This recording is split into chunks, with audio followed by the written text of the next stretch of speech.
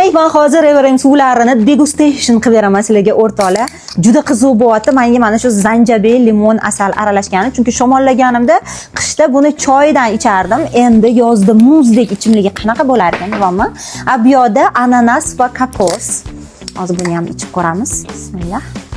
Qani ko'ramiz, qaysi biri какой необычный ekan. Bismillah.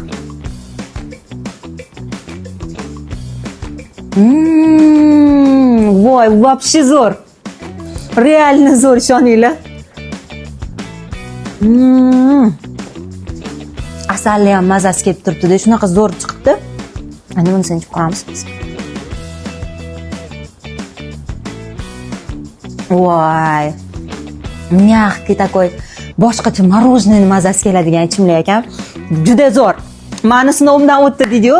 Qatta ko'rsanglar endi bemalol muzdekkina olib ichinglar. Men bundan bir korobka olib ketmasam bo'lmaydi menimcha.